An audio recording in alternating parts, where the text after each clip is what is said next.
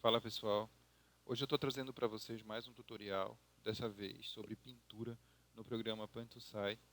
Como vocês podem observar, nós iremos utilizar uma foto como referência para o nosso exercício.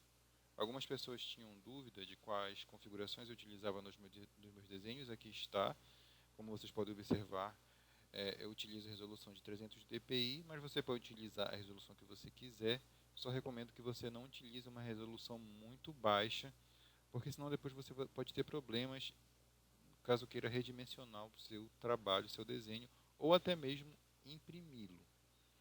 Antes da gente começar a pintar, eu vou mostrar para vocês aqui qual o pincel que eu tenho utilizado, nos meus mais recentes trabalhos.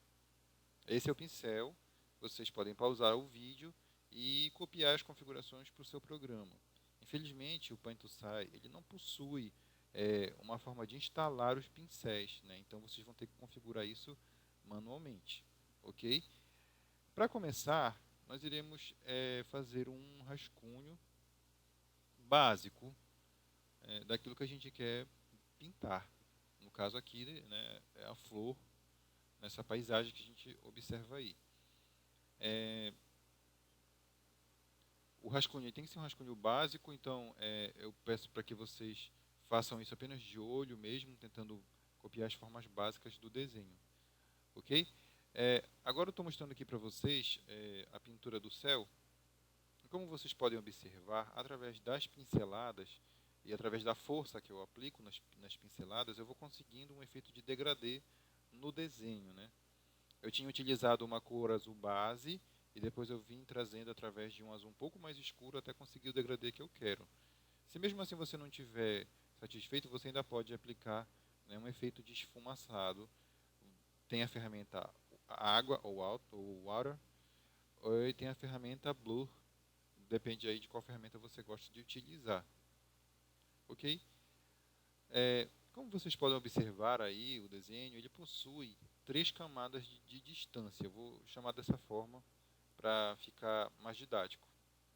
Como vocês podem observar, existe a primeira camada, que é a camada onde a flor está, né? Ela é o foco principal da nossa imagem aí.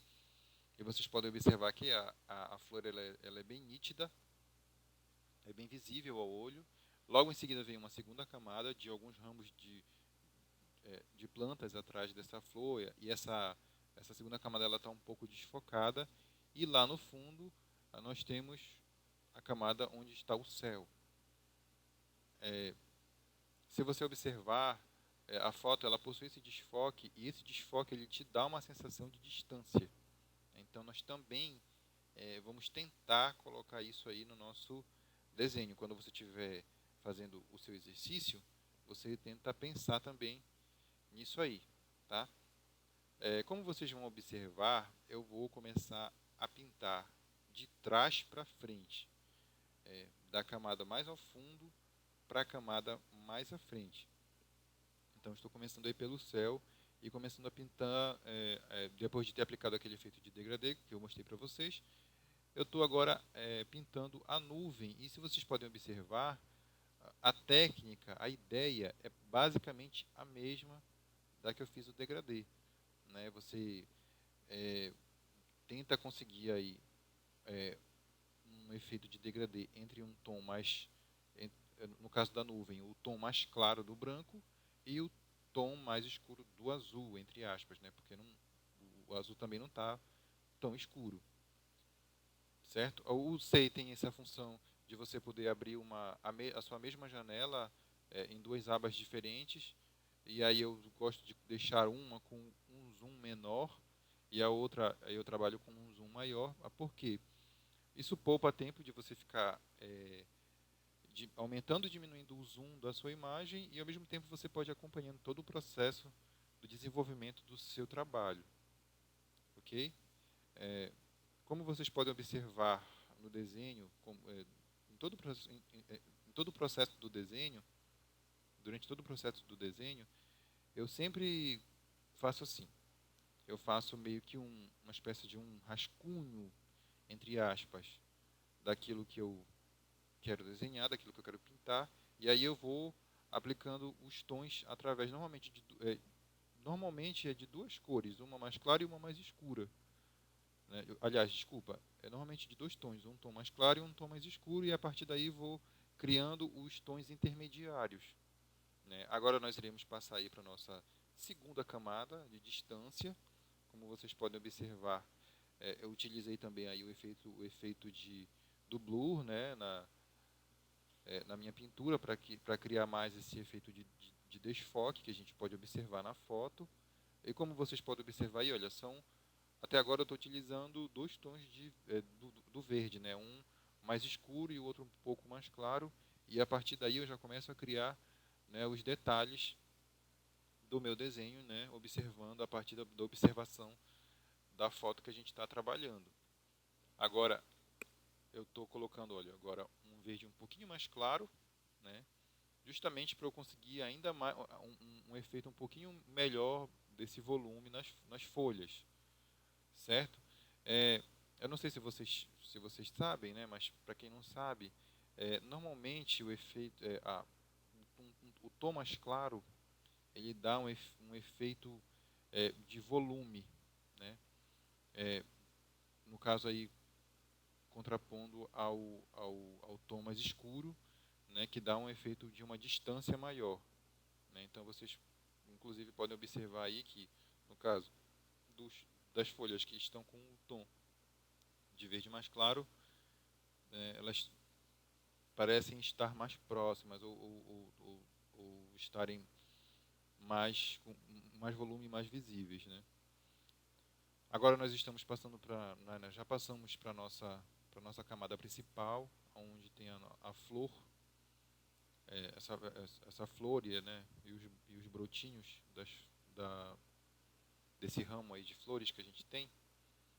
Né, e como vocês podem observar, eu comecei com essas duas cores básicas. E depois vocês vão observar que eu vou aplicar um tom mais escuro e depois vou trabalhando entre esses três tons de verde, né, e criando semitons intermediários para criar, né, um efeito de degradê novamente, como vocês vão poder observar, certo?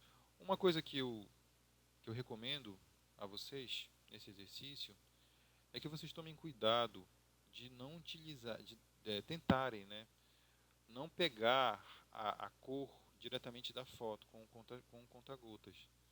Tentem, através do círculo de cores, é, escolher uma cor que você acha que é próximo, né, à cor da imagem. Como vocês podem observar, a cor que eu escolhi, ela não é uma cor idêntica à da foto, mas ela é próxima da foto, né? É mais ou menos próxima. Por quê? Né? Aí você vai perguntar por que eu sugeri isso. Bem, eu sugiro isso para que você, em futuros trabalhos, você já tenha mais, um domínio maior sobre essa questão da escolha, né, de tons de cores. Né, e até mesmo, como você pode observar agora, eu peguei um tom um pouquinho avermelhado, um pouco roxeado, e misturei. Né, misturei as cores para conseguir o tom que eu queria. Eu não queria nem um tom tão forte de vermelho e nem tão branco. Então, eu criei esse tom aqui, que inclusive eu vou utilizar em outras partes do desenho, como vocês vão observar aí no decorrer da produção do desenho. Né? Então, uma dica que eu falo para vocês agora é essa: tentem, através da observação, tentem encontrar o tom de cor que vocês querem, certo? Sem tentar, nesse momento, sem tentar fazer uma cópia igual à da imagem, né? Como esse é um exercício de observação, então o interessante é justamente isso, né? Que você tente apenas através da observação escolher tons de cores, escolher a posição da luz, né? Uma coisa também ultra importante nesse processo e nesse exercício é que você durante você estar fazendo o exercício é que você não esteja apenas copiando a posição da luz e da sombra, mas que você esteja observando como a luz se comporta e como a sombra também se comporta no ambiente em que você está trabalhando.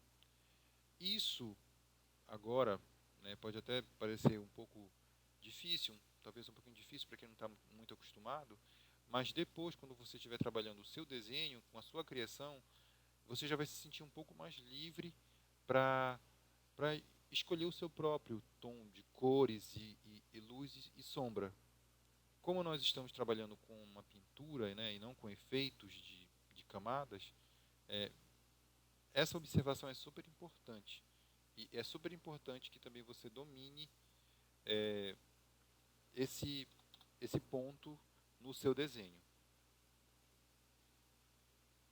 Como vocês podem observar agora também na pintura, agora eu estou utilizando mais um tom de cor mais clara, né, tentando me aproximar ali da iluminação que a gente observa na foto, né, e também, né, como eu falei para vocês, eu também utilizei, ó, eu estou utilizando novamente aquele tom de cor que eu criei, né, que eu fiz a mistura naquela hora, né, e agora sim eu vou aplicando os detalhes. Então, como vocês podem observar, a técnica ela é a mesma durante todo o processo de pintura. É como se você estivesse fazendo um degradê em todas as partes, né? Quando você quiser uma linha um pouco mais firme, né, é só você não fazer o degradê, não fazer o efeito de degradê. Uma dica que eu dou para quem for utilizar esse pincel é que não utilize ele com um tamanho muito grande, porque como ele tem como ele tem uma textura, né, então ele em tamanho muito grande, essa textura vai ficar muito evidente. Então, eu até recomendo que antes de vocês começarem a pintar, realmente, vocês deem algumas pinceladas, modificando o tamanho do pincel, para que vocês possam perceber como esse pincel funciona. Dando pinceladas aleatórias mesmo, só para vocês, né, terem uma ideia de como que ele funciona. Isso é muito interessante. Muitas pessoas pegam pincéis, né, configurações de pincéis na internet, e aí dizem, esse pincel não funciona, esse pincel não está legal. Mas é porque a pessoa ela já quer partir diretamente para a pintura, e isso pode acabar prejudicando até mesmo o uso do pincel. Como você não vai estar acostumado, você vai acabar se frustrando um pouco, porque você vai achar que a culpa é do pincel, e muitas vezes é a nossa culpa por nós não termos dedicado um tempo a entender como é que o pincel funciona. Então, antes de você começar a fazer sua pintura, eu recomendo que você tente fazer isso aí, tá bom? Bem, como vocês podem observar aí no desenho, né, a gente está praticamente já no final do desenho. Agora sim eu estou aplicando os detalhes no meu desenho, depois que eu já fiz já a minha pintura, a parte mais, digamos assim, a parte mais menos detalhada, né, da imagem. Agora eu estou aplicando alguns detalhes. Isso é muito interessante, essa é uma parte que você precisa também dedicar um pouco do seu tempo. Muitos artistas acabam deixando os detalhes de lado. Isso é uma coisa que pode até prejudicar seu desenho depois, né? Deixar com uma cara de mal acabado. Então, né, o desenho tá super bacana, mas está faltando um acabamento para que ele tenha um aspecto melhor. E aqui, por último, eu vou aplicar alguns efeitos de iluminação, né, com a camada, mas isso é uma opção minha. Se você não quiser, você não precisa. Eu gosto de fazer isso para ficar visualmente melhor para mim, mas isso é uma opção de quem está desenhando. A partir daqui eu já deixo na mão de vocês em fazer algo, sei lá, em mexer mais no programa e nos efeitos que ele oferece. Tá bom? Eu espero que vocês tenham gostado do vídeo. E, se vocês querem mais vídeos como este, por favor, divulguem, compartilhem, curtam o canal, se inscrevam no canal, compartilhem o vídeo. Tá? Muito obrigado pela companhia de vocês e até o próximo tutorial.